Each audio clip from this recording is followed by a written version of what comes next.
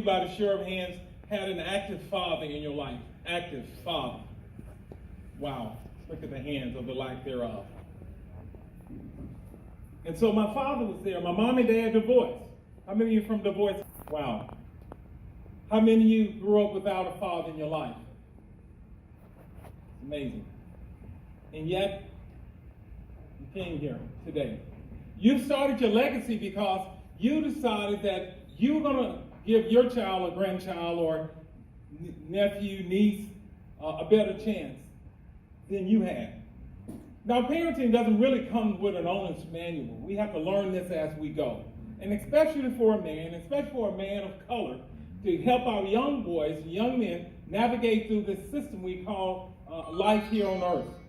And you can do the right things, and bad things can still happen.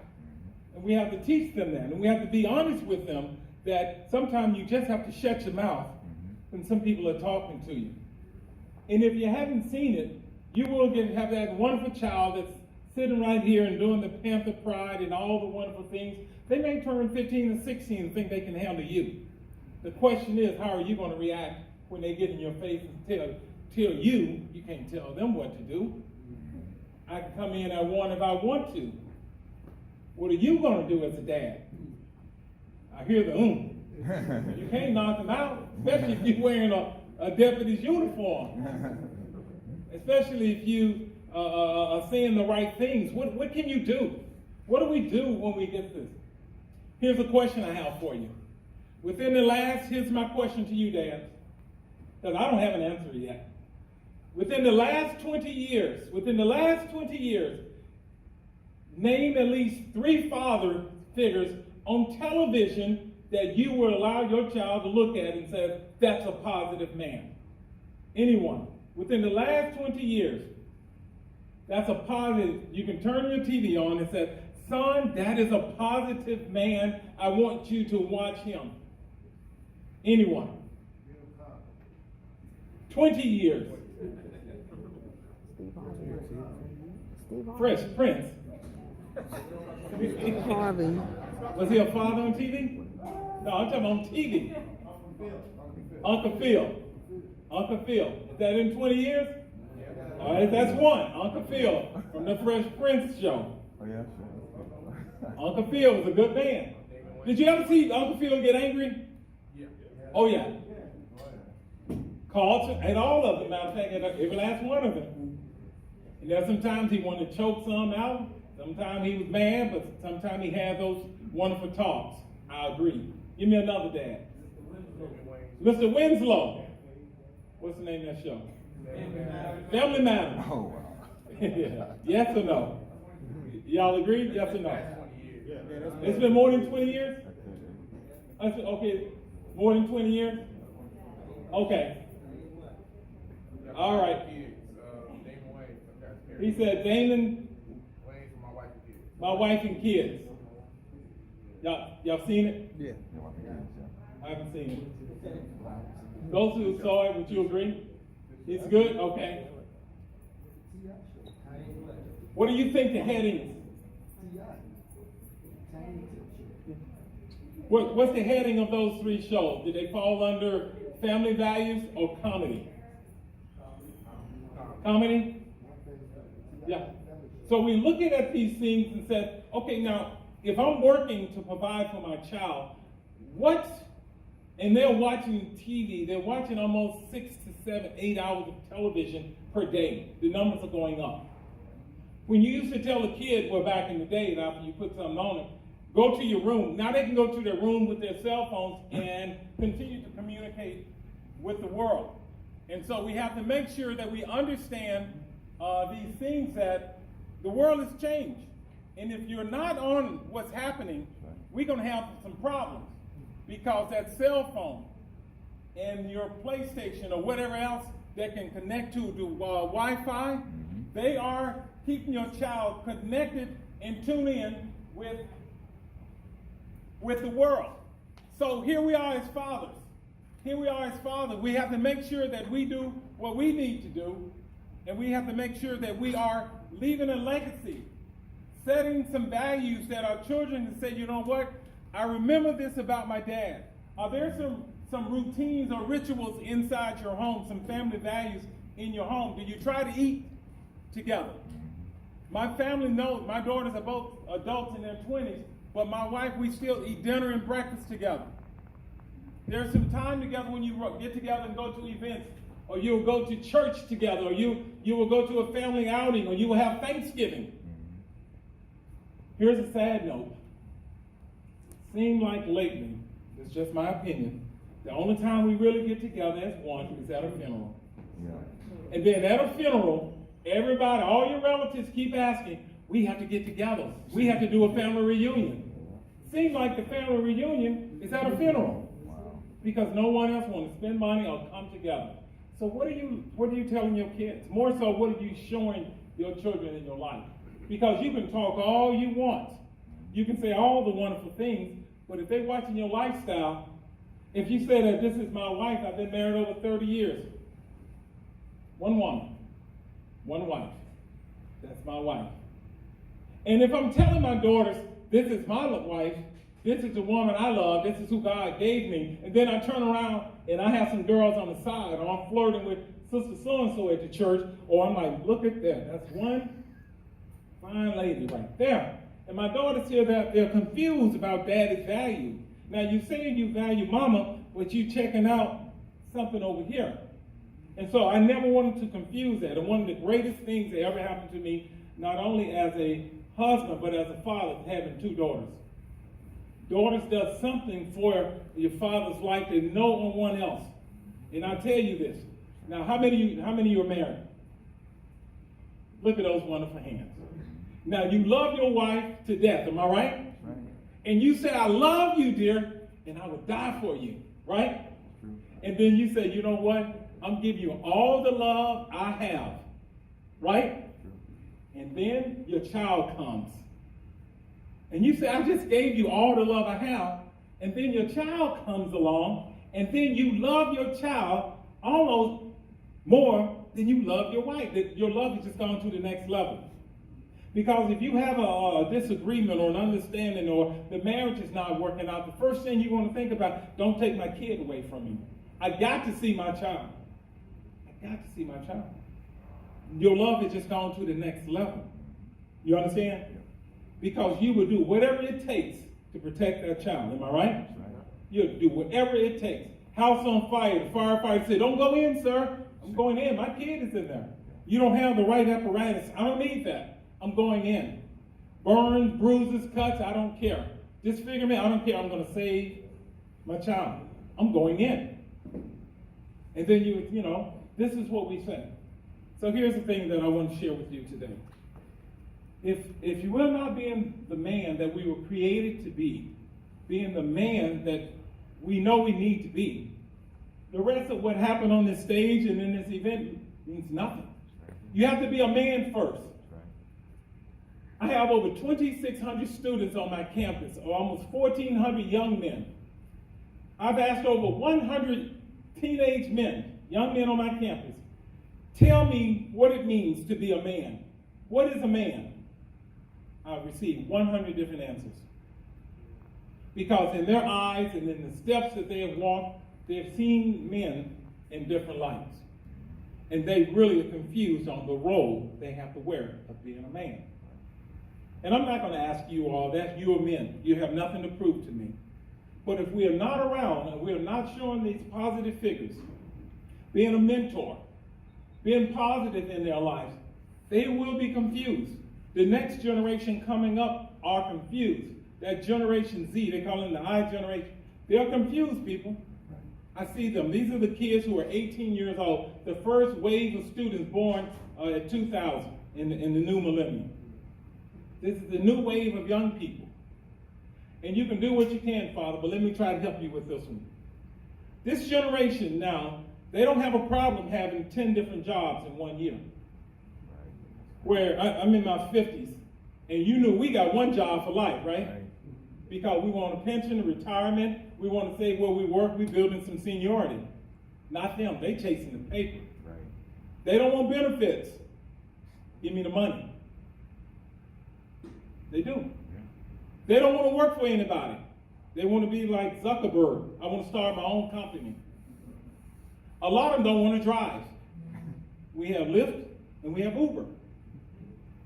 A lot of them don't want to do the work. Why? You have Khan Academy. You can go online and have someone do the work for you. Y'all follow me? Yeah. The thinking is changing with these young people. And if you don't change your parenting style, you're going to disconnect from them. And they're going to disconnect from you. And they're going to leave you behind. And you're going to be frustrated because you think a belt or kicking them out of the house would be the answer. That's no. If you don't understand how they think, then you cannot work with them. If you don't know how they think, this is the first generation that grew up with cell phones. Cell phones.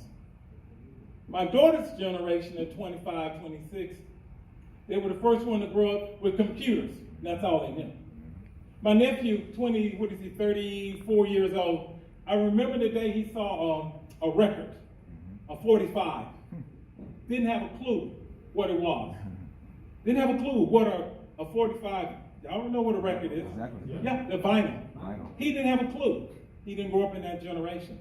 So if you're not keeping your child staying abreast of what research is saying and coming to events like this so we can tell you what's happening. So here's the best way to work with this generation. Oh, wait a minute, let me say this. I've had students that I'm not giving up my phone, suspend me, send me home. I will go home before I give you my phone. As a girl last week, I saw her on campus, she was having a panic attack. I was going to call the nurse because what's wrong, baby, what's wrong? I can't find, come on, what's wrong? I can't find my phone. It's somewhere. She went into a panic attack. I said, wait a minute. Didn't we just go through this 3 weeks ago? You just had this 3 weeks ago. And yet you're going through it again. Because they feel that they need their phones as part of their body. Their body. And I don't know if you've ever seen a crying baby in church. Instead of saying, shh, first thing the parents do is hand them a phone. And the kids can work that little phone and can go to a website and can work the game. 2, 3, 4 years old. You ever seen it? Yeah. And we still trying to figure out how to type our name and email right. We still can't find half that stuff, but we don't worry about it. This generation is all they know. So the best thing to do as a father, you have to be present. And to start a legacy, you must be present. You must have some positive interaction. Here's a key word, begins with the letter R. I know you have your 3 R's here. If you don't have a relationship with your child, whatever we see, say, and doing today means nothing. It must be a positive relationship. Sometimes you have to keep your mouth closed and really let them talk to you. Because the day they stop bringing their concerns to you, it's the day they no longer need you in their lives. I say it again, the day they stop coming to you, sharing with you and telling you things, it's the day they no longer need you in their life.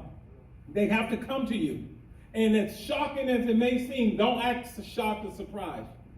Dad, I'm thinking about getting a boyfriend. Dad, I may be pregnant. Dad, somebody's bullying on me. Dad, I want to get this. You need to say, okay, talk to me. Why? What's going on? Why all of a sudden you need to do this?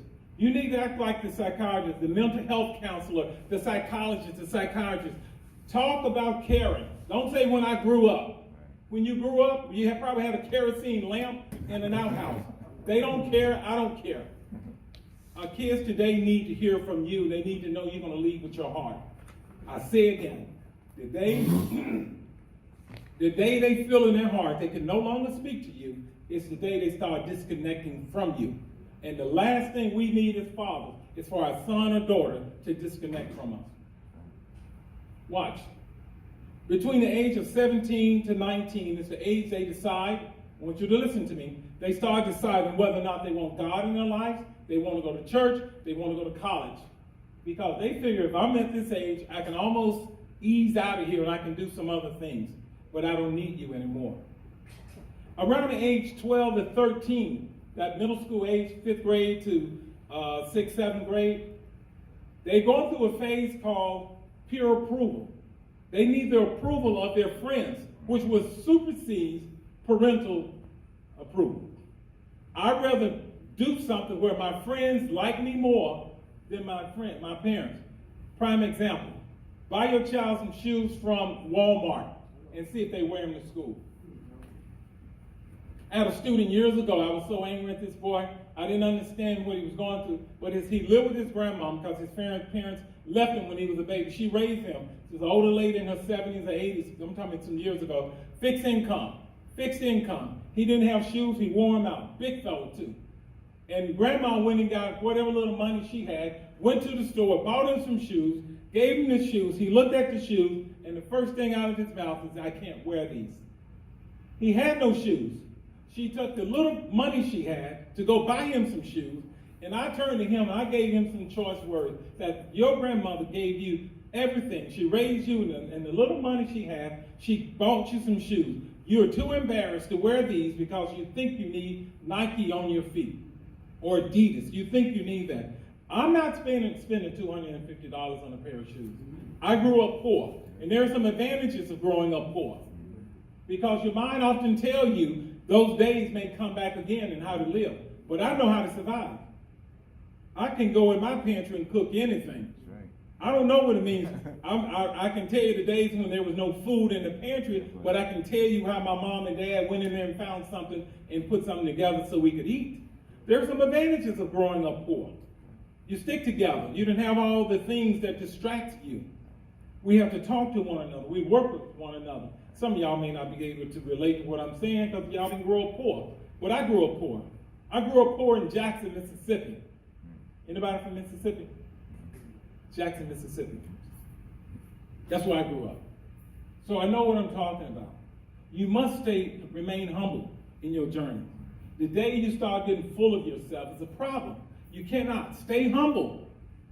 The legacy that you want to leave is my father worked hard and he was humble. We don't want to say, my father worked so hard that I never saw him.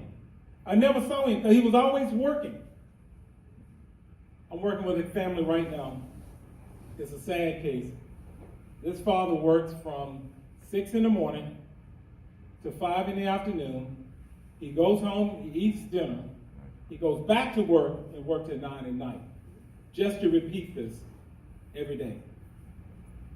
6 in the morning, 5 in the afternoon, go home and eat, and then he's back at work at night to finish at 9.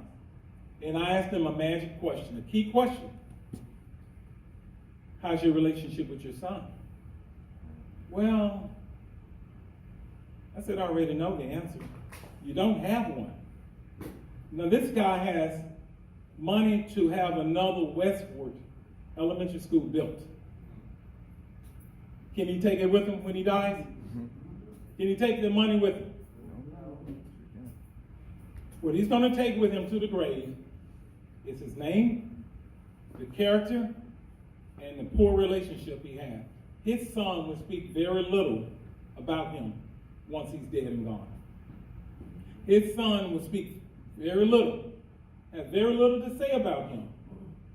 With all that money, and I was sitting there thinking, I'm like, here I am, I grew up poor in Mississippi with little. This man has had uncles who are billionaires, so he grew up with money. All this money, and you can't even connect with your child. I really wanted to say a lot to him, but I knew he was hurting. And I never met this guy, but someone told him about me, and we started talking. Horrible relationship with his wife, horrible relationship with his daughter, because he's not there. He is not there. So, Father, in closing, I just want to tell you, thank you so much. And in order for us to build greatness and have a great community, we must continue to stick together as one. I don't want this to be the last time you get together. There are so many things you can do in the community. When you walk on this campus, look at the grounds, look at it, it's safe. You want to go to your child's classroom, find out who your child or grandchild's teacher or guardian, your niece and nephew, find out who their teacher is. Build a relationship. Build a rapport with them. Don't allow poor grades to enter your house and think it's okay. Don't salute a C. If a C is all he or she could do, now if you're talking about they taking physics and they come on with a C, you'll probably high five and go out to dinner. Physics is a tough subject. But what I'm encouraging you to do, never accept poor grades as just the way it is. When I came out of high school, I don't even know my guidance counselor. I didn't know her. I don't know who she is. When I went off to All Points State University, I was all state track and field. I was a high jumper, mile relay guy. I went to college. True story. I'm showing up at college, I have my luggage, I'm putting it in the room, my mom is standing next to me, and I'm walking into the admissions office. Here's the director of admissions. You guys listening? Mm-hmm. I walk in and the lady said, "Who are you?" I said, "I'm Elvis Epps. I'm here. I'm on a track scholarship." She said, "Well, we have you here." Going through my records, she said, "You don't have a ACT. Where's your test scores?" I said, "What's an ACT?" My mom looked at me and I looked at her. I don't know what an ACT is. I graduated from high school, people. I'm out of high school. So I had to go and take the ACT that day. My mom couldn't even leave until I finished my ACT that day that I checked into college. Because my teachers told this wonderful little, sweet, smiling, handsome little fella in Mississippi that your D's and C's, that's good. I like that, keep working hard, Epps, I like that. They fooled me into thinking that I was doing great. You don't let anyone bamboozle you or your child. C's are not good. If your child has the potential to make A's, Dad, be persistent. Now, don't put the child down if they come home, they have all A's, and you see a B, and the first thing you harp on is a B. I've seen that.